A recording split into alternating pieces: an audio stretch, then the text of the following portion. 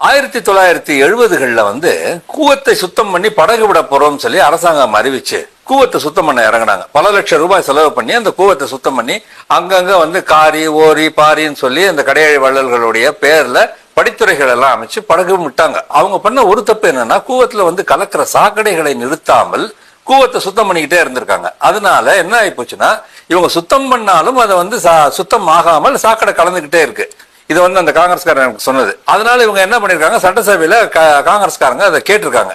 கூவத்தை சுத்தம் பண்றேன், படகு விடுறீங்களா, என்ன ஆகி போச்சு, இவ்வளவு லட்சம் செலவு பண்ணிருக்கோமே அப்படின்னு தினமும் வந்து இந்த சட்டசபை கூடும் போதெல்லாம் இந்த கூவத்தை சுத்தம் பண்ணி படகு விடுற பிரச்சனை வந்து பெரிய பிரச்சனையா ஆயிட்டு இருந்திருக்கு. அப்போ ஒரு நாள் திடீர்னு பார்த்தா பேப்பர்ல எல்லாம் வந்து கூவம் நதியில் முதலைங்க தென்பட்டுச்சுன்னு சொல்லி நியூஸா வந்துருச்சு. திரும்ப சட்டசபை கூடின உடனே இந்த கூவத்தை சுத்தம் பண்ணி படகு விடுறதா சொன்னீங்களே, அது என்ன நிலைமையில இருக்கு அப்படின்னு எதிர்கட்சி கேட்கறாங்க.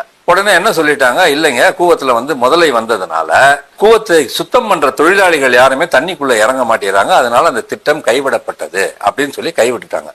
இதுல பல லட்சம் ரூபாய் வந்து அரசாங்கத்துக்கு நஷ்டம். இது வந்து அப்பாவுக்கு உறுத்தி இருக்கு. அதுதான் அவர் சொன்னார், உங்க ஐயாவுக்கு அது வந்து அது ரொம்ப உறுத்திருச்சு, ஸோ அதை எப்படியாவது மக்கள்கிட்ட சொல்லணும் அப்படின்னு சொல்லி அந்த தாய் படத்துல ஒரு சிச்சுவேஷன் இதை சேர்த்துடலான்னு முடிவு பண்ணிட்டாரு. அதுக்கு ஏத்த மாதிரி கதையில என்ன ஆகுனாக்கா, சிவாஜி வந்து சென்னைக்கு வருவார், பட்டணத்துக்கு வந்துட்டு திரும்பி கிராமத்துக்கு வருவார்.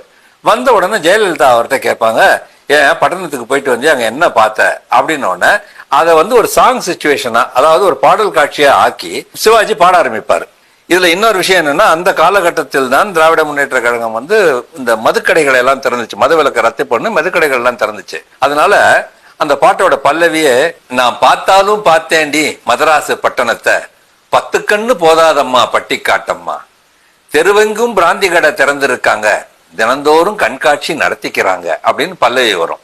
இதுல நடுவுல ஒரு இடத்துல இந்த முதல மேட்டரை கொண்டாந்து சேர்க்கிறாரு. எப்படி சேர்க்கிறாரு, கூவத்துல காசை அள்ளி போட்டு இருக்காங்க, கூட ஒரு முதலையையும் விட்டு இருக்காங்க அப்படின்னு ஒரு 2 வரி சேர்த்துட்டாரு. இது டிஎம்எஸ் வந்து பாடிட்டாரு. சிவாஜியும் வந்து நடிக்கும் போது ஒரே சந்தோஷமா எல்லாத்தையும் கரெக்டா கொண்டாண்டா கவிஞர் அப்படிங்கிற மாதிரி அவரும் ஒரு சந்தோஷத்துல அதை நடிச்சிட்டாரு. எல்லாம் நடிச்சு முடிச்சு இந்த படம் வந்து வெளியாகிற நேரத்துல ஆளும் கட்சியிலேயே அவங்க ஆளும் கட்சியில இந்த பாடல்களை கேட்ட உடனே ஒரு பிரச்சனை ஆகி அது ஒரு பெரிய ப்ராப்ளம் ஆகும் படம் ரிலீஸ் ஆகிறதுக்கு அப்படின்னோடனே அப்பாட்ட வந்து, ஆனா இந்த மாதிரி ஒரு பிரச்சனை இருக்கு, அதை வந்து என்ன பண்ணலாம் அப்படின்னு கேட்கறாங்க. அப்பா இல்ல, சரி மாத்திருவோம் அவ்வளவுதானே, பஞ்ச கூப்பிடுங்க அப்படின்னாரு.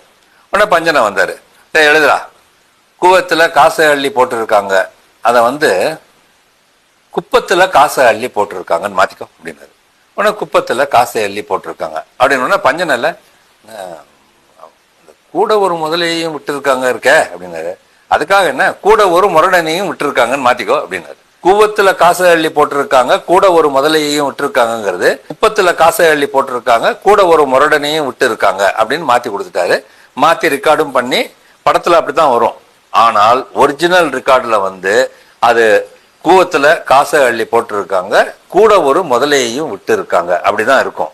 அதனாலதான் இப்ப நான் என்ன பண்றேன்னா, ஒரிஜினலான அந்த வரிகளை எடுத்து சிவாஜி கணேசனும் ஜெயலலிதாவும் பாடுற இடத்துல ஒரிஜினல் வரிகளையும் போடுறேன், மாத்தி போட்ட வரிகளையும் போடுறேன். ரெண்டையும் நீங்களே பார்க்கலாம் எப்படி மாத்தி பண்ணிருக்காங்க அப்படின்ட்டு. கூவத்திலே காசை அள்ளி போட்டிருக்காங்க, கூட ஒரு முதலையையும் விட்டிருக்காங்க, குப்பத்திலே காசை அள்ளி போட்டிருக்காங்க, கூட ஒரு முரடனையும் விட்டிருக்காங்க. அடியே